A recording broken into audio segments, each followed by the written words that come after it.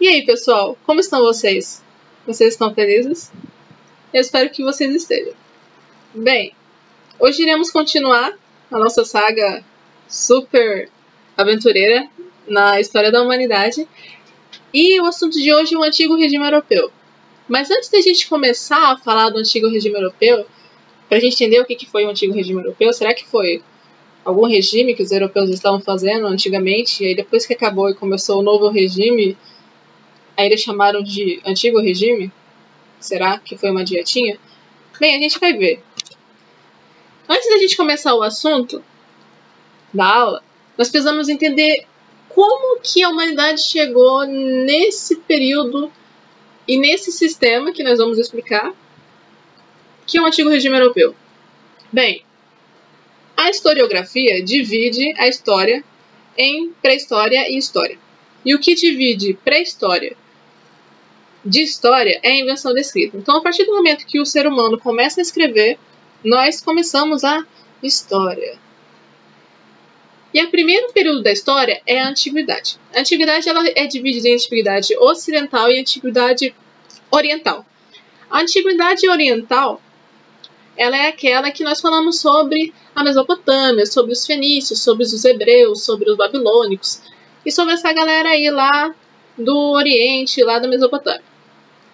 E, enquanto a Antiguidade Ocidental, nós falamos sobre a Antiguidade Greco-Romana, que é o período clássico, né, o classicismo. E a Antiguidade Greco-Romana, o nome já fala sobre Roma e sobre a Grécia. Mas depois que acaba esse período da Antiguidade, nós temos a Idade Média. E o que foi a Idade Média? A Idade Média é o período que a gente vem estudando até agora e é conhecida como a Noite dos 1000 anos. Por quê?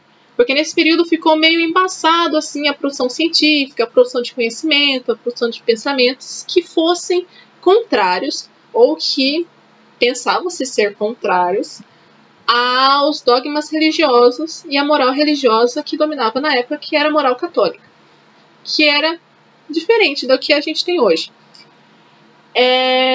Depois que a Idade Média termina, nós temos um período chamado Idade Moderna, que é o período que a gente vai começar a estudar agora.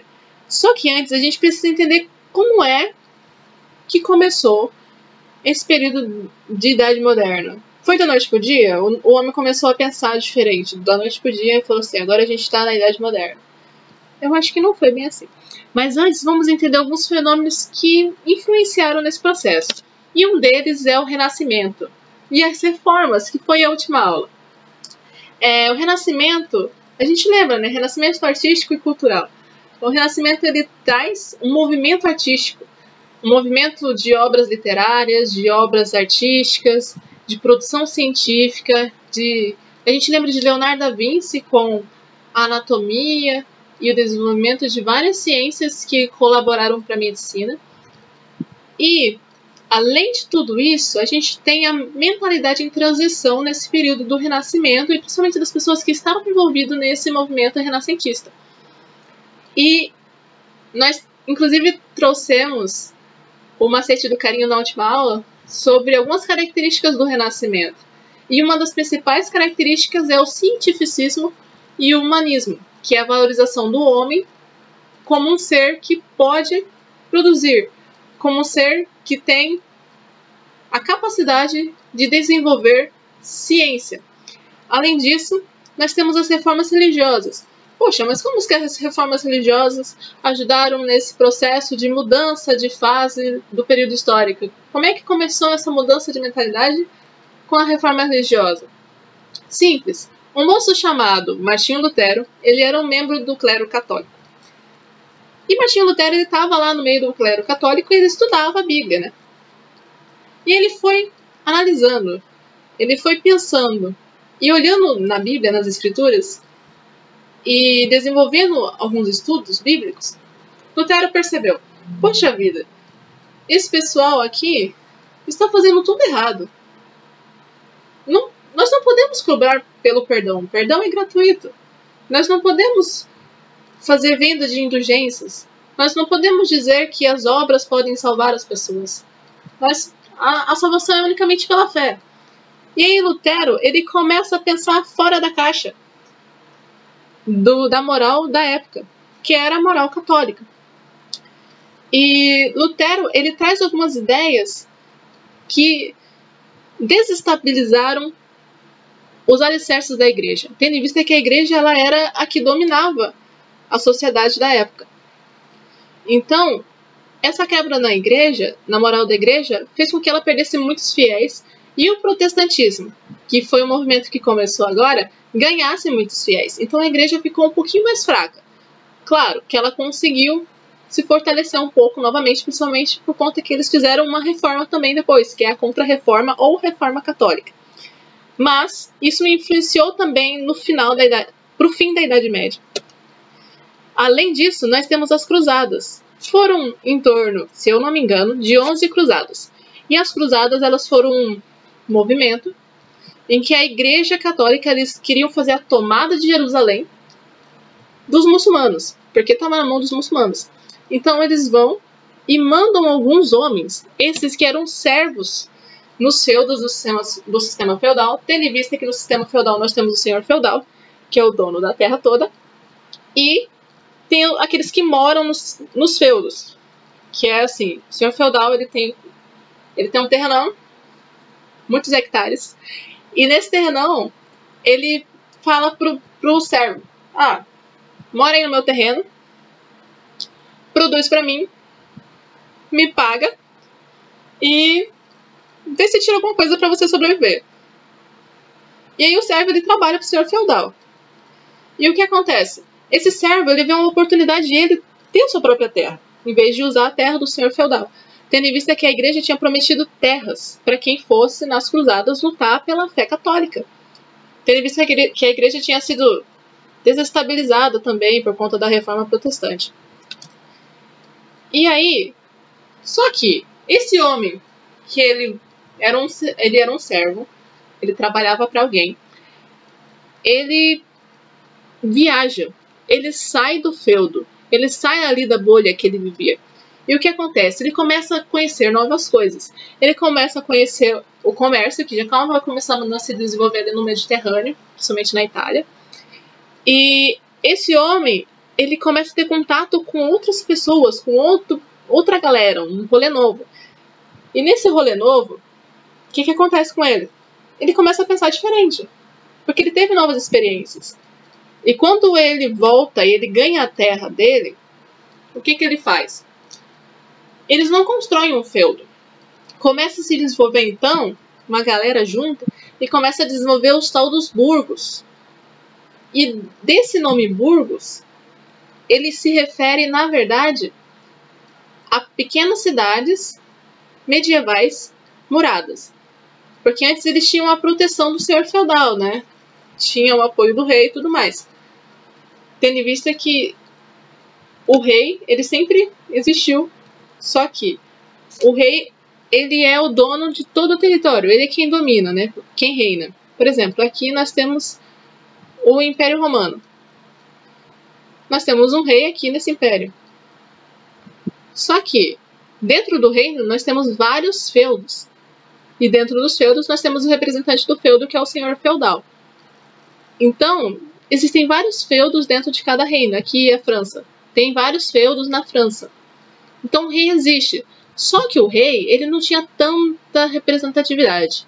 Ele era mais uma figura simbólica na época. Voltando para cá. Bem, e aí começam a surgir essas pequenas cidades, que são os burgos. E dos burgos, quem mora no burgo é o burguês. Então aí surge a burguesia. E o que a burguesia fazia? Bem, eles produziam, eles plantavam. Só que na cidade, as terras são mais escassas do que no campo, do que lá nas terras feudais. E tendo isso em vista, o que acontece? Não tem como você fazer uma sobreprodução variada de várias coisas para você vender. Então, se você vai lá, planta batata. Plantou batata. E aí? Deu batata. Tu colheu as batatas. Cultivou, colheu. E agora tu vai comercializar essas batatas. Quando você vai comercializar essas batatas, você vai lá na casa do seu vizinho, que também é um burguês, porque ele produz ali na cidade. E o que acontece? Seu vizinho plantou cenoura, deu cenoura, e ele tem cenoura para fazer negociações comerciais. E você troca com seu vizinho. E assim também acontecia com outros produtos, como os artesanatos. Havia esse negócio de troca. E assim começa uma ciência econômica e financeira ali no finalzinho da Idade Média. Só que a gente lembra do rei? E quem é esse rei? A gente já falou que esse rei, ele era uma figura mais simbólica, né? E o que acontece? O rei, ele decide aparecer. E quando ele decide aparecer, ele decide modificar esse panorama e ele vê que a burguesia, que é esse pessoal que começa a desenvolver um sistema assim econômico e comercial, ele vê que essa burguesia está se dando bem. Então ele vai lá e faz um acordo com a burguesia. E o que esse acordo implica, né? Bem, esse acordo ele regulamenta o tal dos estados nacionais modernos, que é o surgimento do Estado Nacional, que a gente já, não sei se vocês já ouviram, mas é comum falarem por aí. E como é que esse Estado Nacional ele é sustentado? Pelo rei e pela burguesia. O rei ele sustenta esse Estado Nacional através da sua administração e a burguesia através da economia. E juntos eles garantem com que o Estado Nacional exista. Só que não existem mais regiões a partir daí.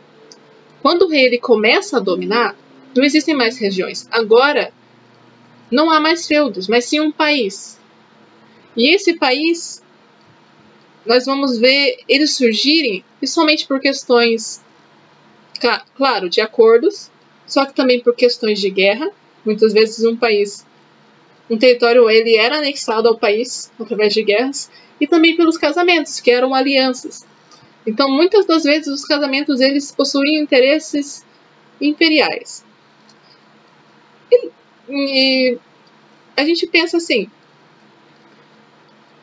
tá, a burguesia e a nobreza, que no caso aqui é o rei por enquanto, eles tinham essa aliança. Eles tinham esse acordo. Só que eles se davam bem? Será? Na verdade, eles não se davam bem, eles só se toleravam. Porque um tinha o que o outro precisava. Enquanto a burguesia garantia a economia do império, do reino, o rei protegia a burguesia. Era basicamente isso que acontecia. Então começam a surgir os tais dos estados nacionais. Então, para ser um estado nacional, o que você precisa para ser um estado? Para ser um país? Você precisa de uma língua em comum, de um idioma, que seja o idioma oficial do país. Precisa de uma moeda, tendo em vista que se tu tiver no leste do país uma moeda X, no oeste do país uma moeda Y, isso vai dificultar para o comerciante, isso vai dificultar para o burguês, porque cada vez que ele tem que fazer uma troca das moedas, isso pode ter uma taxazinha. E essa taxazinha prejudica o rendimento do burguês, prejudica a receita dele. E além da moeda, nós temos que ter um exército profissional. Antes nós tínhamos o exército do feudo, agora não, agora a gente precisa ter um exército do rei, um exército profissional, um exército real. Além disso, nós temos também que definir os limites territoriais. Quais são os limites territoriais do reino? Tendo em vista que sempre foi muito interessante aumentar os limites territoriais, haver uma expansão do território real. E além disso, nós temos que estabelecer as leis. Tá, não tinha lei antes? Tinha lei antes. Só que agora as leis precisam ser oficiais mesmo. Vamos escrever as leis, vamos fazer os decretos, vamos fazer tudo certinho dessa vez. E aí que começa o antigo regime. E o que é esse antigo regime? O antigo regime ele é um sistema de governo monárquico. E nós temos aqui a figura de um dos reis mais famosos desse período, que é o Luís XIV, que vamos comentar um pouquinho sobre ele depois. E o que acontece? Esse sistema de governo monárquico, que se estabeleceu aí no início da Idade Moderna, no final da Idade Média, acabou a Idade Média, já está no antigo regime. esse período, o que acontece com ele? Nós temos algumas questões, algumas características que fortalecem com que esse rei ele permaneça no poder e com que esse sistema de governo ele continue prevalecendo. E quais são essas características? Bem, nós temos a formação dos Estados Nacionais, que é isso que a gente acabou de falar, sobre esse acordo entre a burguesia e entre o rei, que fortaleceu o reinado do rei e deu uma proteção para a burguesia. Além disso, o rei ele faz uma centralização do poder, tendo em vista que antes não era bem assim. Nós tínhamos o feudo, nós tínhamos os senhores feudais. Os senhores feudais eles conseguiam mandar ali no feudo deles e estava tudo beleza. E o rei não se incomodava com isso. Só que agora nós temos o rei como soberano, tanto que nós chamamos isso de absolutismo monárquico. E o rei ele é soberano, só que depois a gente percebe com a depois a gente percebe com a ideia da burocracia que na verdade o rei ele era sim soberano, que ele tinha todo o poder em suas mãos, que ele tinha o poder de decisão, só que tinha alguns cargos que outros nobres foram escolhidos para ocupar também. Então o rei ele era soberano sim, só que ele tinha uma ajudinha ali para ele não ter que trabalhar sozinho. Além disso, aconteceu uma secularização. Por quê? A Igreja Católica ela perdeu um pouquinho a força dela ali, lembrando das reformas protestantes e tudo mais, e das cruzadas, que também não deram muito certo. E essa secularização fez com que o poder de influência da Igreja diminuísse um pouco. Claro, a sociedade ainda é teocêntrica. Só que o rei ele começou a ter uma representação de Deus na Terra também, e a gente vai falar sobre essa teoria, que foi uma teoria filosófica, inclusive. Então isso estabeleceu e fortaleceu o surgimento do absolutismo monárquico. Bem, antes nós tínhamos o feudo, né? Nós tínhamos o rei, senhor feudal, servos e vassalos. E nós tínhamos a Igreja Católica, o clero católico, como mais importante também, porque dominava geral. Bem, no antigo regime, nós também temos essa organização. Nós temos o primeiro estado, que é o clero, o segundo estado, que é o rei e a nobreza, que são os nobres, e o terceiro estado, que é o povo, que aqui nessa imagem do Brasil Escola, eles chamam de restante da população que não possuía privilégios. E quem que está nesse terceiro estado? Nós temos os camponeses, nós temos os trabalhadores, nós temos a burguesia, os artesãos, os músicos, todos os outros trabalhadores. Todos. E os desempregados também, né? E o que acontece? O primeiro estado e o segundo estado nós chamamos de aristocracia. O primeiro e o segundo estado são aqueles estados que possuem privilégios. Enquanto eles eram dotados de privilégios e de alguns prestígios, o terceiro estado ele era aquele que sustentava o primeiro e o segundo. Por quê? O terceiro estado é onde está a burguesia, é onde está o trabalhador. E esse trabalhador ele trabalha, ele produz, ele recebe seu salário. E o que acontece? Esse salário, ele não fica só para ele. Porque o terceiro estado, a gente vê que ele está embaixo, na base da pirâmide, por quê? Porque ele é aquele que sustenta com que esse regime ele continue. Lembrando que o rei fez uma aliança com a burguesia. Fez um acordo com a burguesia. Então, o terceiro estado é aquele que sustenta toda essa bagunça aqui, toda essa organização, na verdade. Então, o terceiro estado é aquele que sustenta toda essa organização através dos tributos, através dos impostos. Bem, o antigo regime, o absolutismo, ele teve um fundamento. Ele tinha quem defendia ele. E nós iremos conhecer agora algum desses fundamentos, algumas dessas teorias absolutistas. Um dos principais defensores do absolutismo e desse antigo regime é um moço chamado Nicolau Maquiavel. Nicolau Maquiavel ele é o responsável por escrever uma obra chamada O Príncipe. E o que essa obra, O Príncipe, implica aqui nesse período da história? Bem, Essa obra, ela tenta ensinar com que para os governantes, a maneira que eles devem se comportar. Como que os governantes devem agir? Como que os governantes devem governar? E o Príncipe, esse livro de Nicolau Maquiavel, ele defende que a moral, ela não é maior do que a política. Que se for para você defender a sua política, que se for para você defender o seu governo, você pode passar acima da moral. Então, se você é o rei, e aí você tem o nobre, e vocês estão lá decidindo umas coisas pro império, pro reinado. O que acontece? Você fala que quer tomar uma decisão X.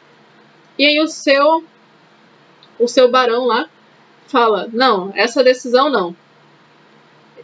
Nós não concordamos, realeza. E o que acontece? Você, rei, pensa, morre.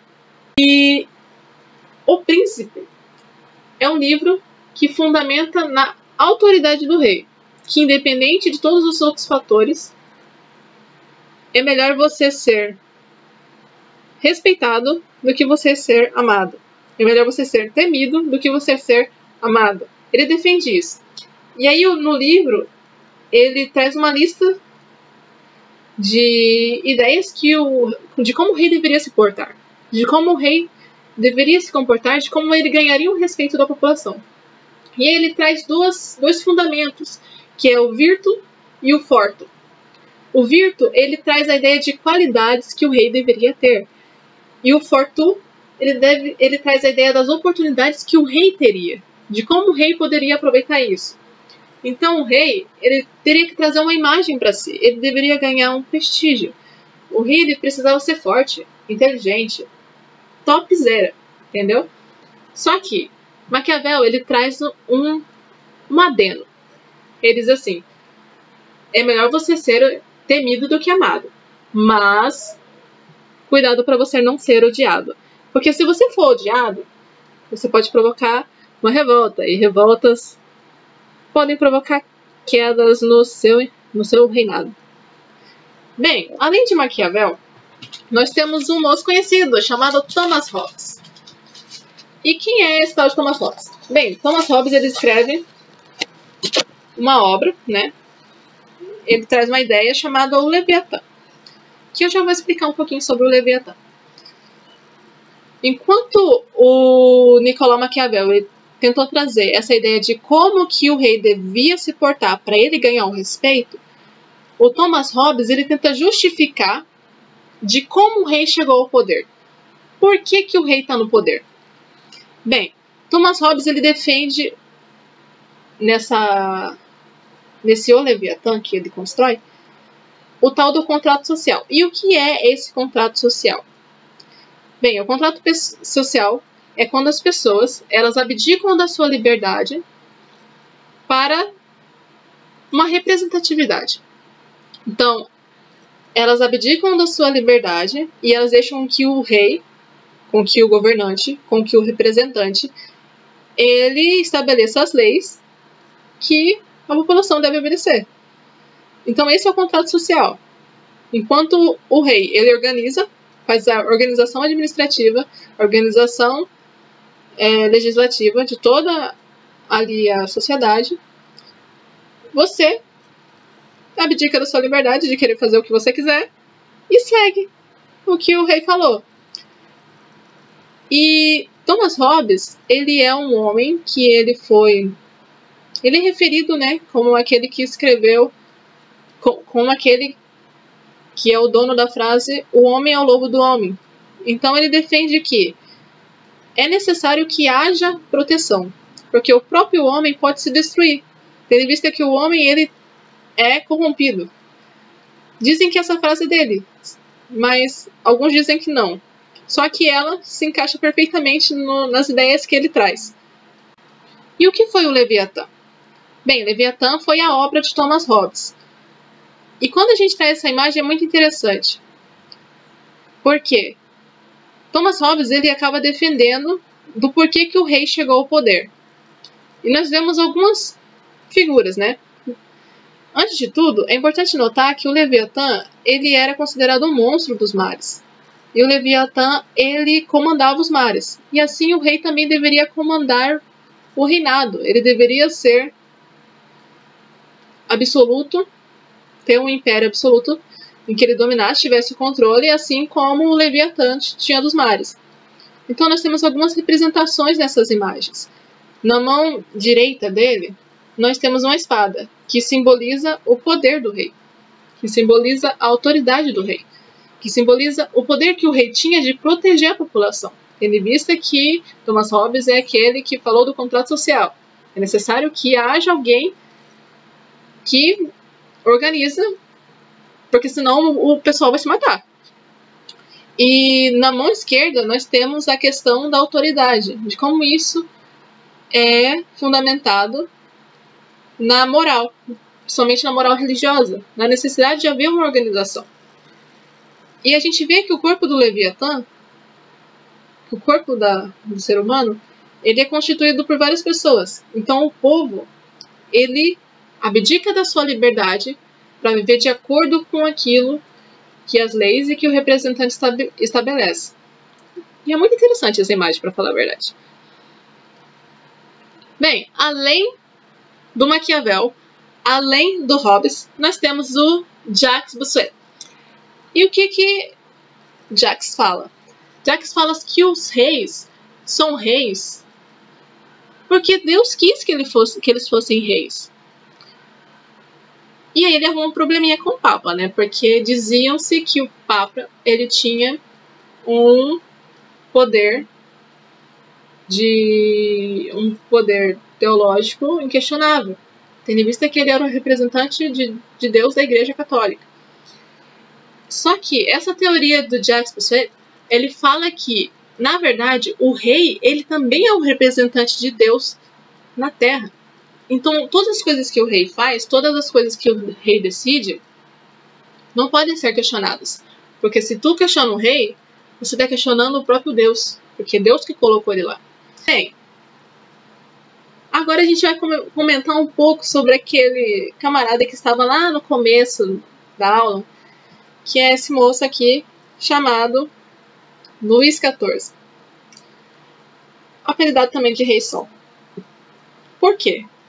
Porque Luís XIV, ele foi o monarca que teve o maior tempo de reinado da história da humanidade. Ele teve em torno de 76 anos, 75 anos de reinado. E o que acontece? Ele é chamado de Rei Sol devido à posição de rei absolutista inquestionável. Então, assim como o Sol ilumina a Terra, ele se estabeleceu como o rei que iluminava todo o império. E uma das maiores representações desse período absolutista é a questão da construção do Palácio de Versalhes. O rei, ele tinha criado uma instabilidade ali, coisa que a gente vai ver mais para as aulas próximas da Revolução Francesa. De como o reinado, de como a França começou a sofrer com algumas decisões que os reis tinham feito. E isso ficou passando de geração em geração e acumulou um desastre. E o que acontece? Aqui nós temos o Palácio de Versalhes, que foi construído em Versalhes, não em Paris, que era onde estava o povão. O povão estava em Paris. Então o rei, ele foge entre aspas, de Paris, que é onde está o povão, para ir para Versalhes. E lá em Versalhes ele fica nesse palácio incrível, maravilhoso, que inclusive existe até hoje, lá na França, e é disponível para visitação. E no Google Maps dá pra gente entrar no Palácio de Versalhes e ver algumas fotos. Eu não lembro muito bem se dá pra caminhar dentro, mas dá pra ver algumas fotos. É muito interessante porque o palácio, ele parece aquelas capelas do Renascimento. É muito bonito.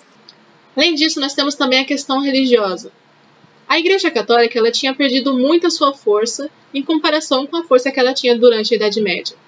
Porém, ela era a religião oficial do Estado, principalmente na França, tendo em vista que a França é o modelo que nós temos para esse estudo do absolutismo do antigo regime. Só que já tinha acontecido a Reforma Protestante.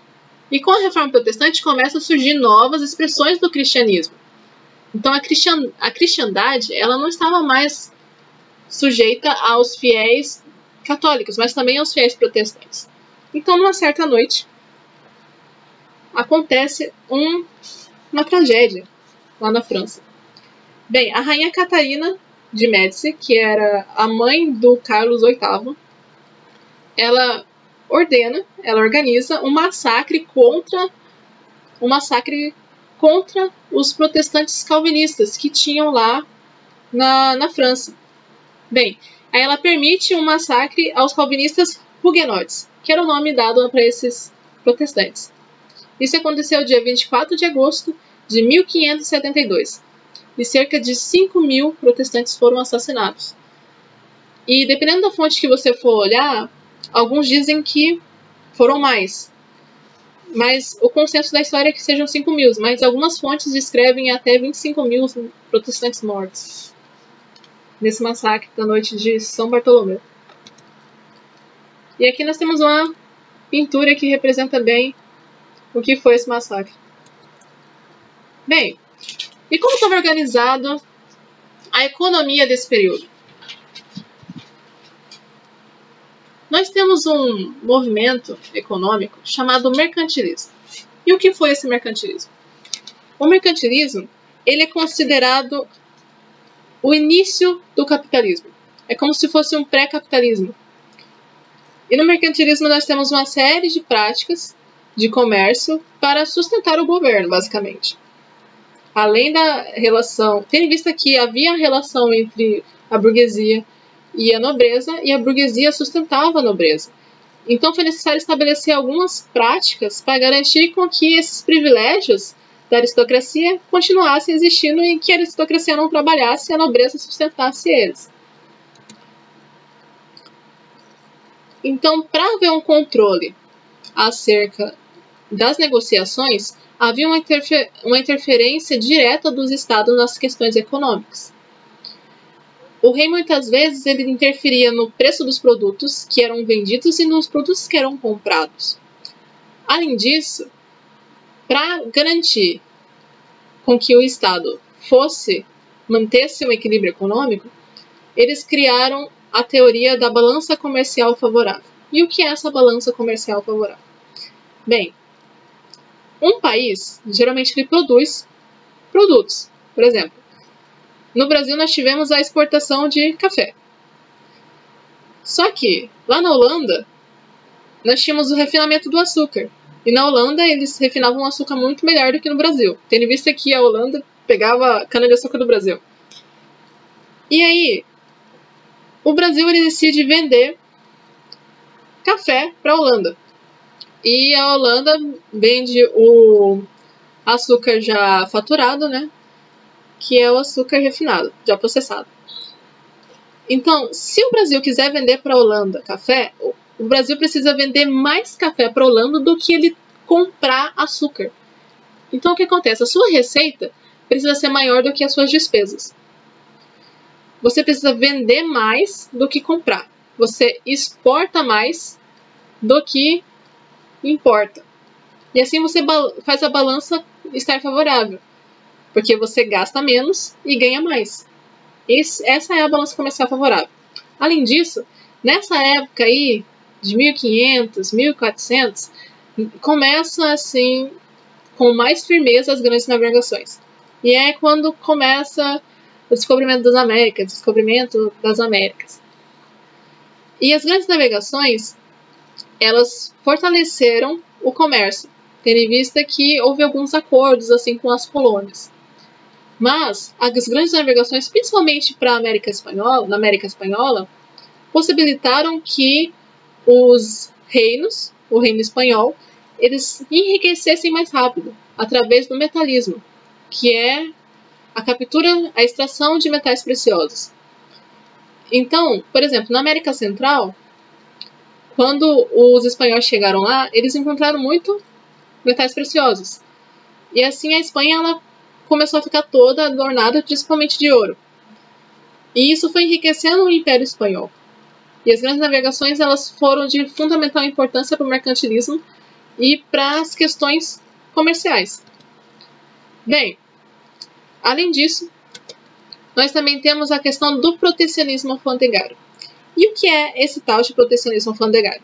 Bem, para proteger os seus produtos internos, o rei ele começa a taxar os produtos que vêm de fora. Então ele coloca impostos altíssimos para que você comprasse um produto de fora. Isso acontece hoje, inclusive. Às vezes funciona. Mas por que ele faz isso? Para incentivar com que haja movimentação no mercado interno.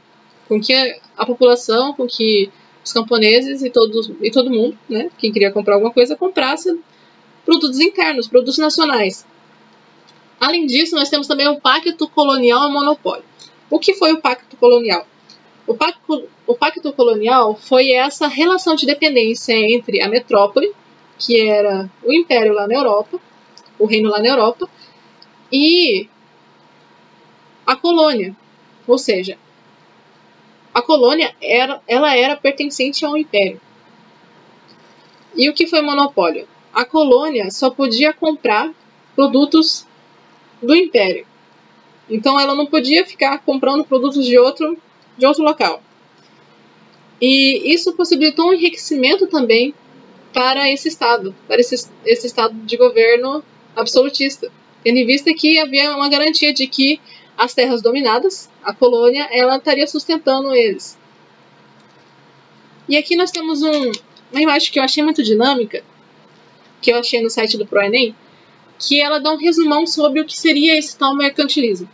Bem, nós temos a balança comercial favorável, que é você diminuir as importações, diminuir aquilo que vem de fora e aumenta as exportações, ou seja, você vende mais do que compra, e isso fortalece o Estado, e além de fortalecer o Estado fortalecido e com protecionismo alfandegário, que é aquele que taxa completamente os produtos de fora, isso garante com que o mercantilismo ele flua e com que o país ele enriqueça. E aí nós temos aumento das taxas alfandegárias dos produtos que vêm de fora, algumas leis pragmáticas sobre as trocas comerciais, os monopólios, que nós vimos sobre a questão... Um dos maiores exemplos de monopólios que nós temos hoje em dia é a questão das redes de água, as questões do transporte público, e por isso que geralmente a gente tem uma dificuldade para ter uma redução no preço desses serviços, tendo em vista que geralmente não há concorrência direta. E o colonialismo, que é essa relação do pacto colonial. Que o pacto colonial ele possibilita uma estabilidade financeira maior para esse reinado, para esse império absolutista e para esse rei. Então é isso, pessoal. Espero que vocês tenham aproveitado a aula de hoje. Se vocês tiverem alguma dúvida, podem colocar aqui no comentário mesmo. E assim que possível eu responderei. Muito obrigada. Um abraço e até a próxima.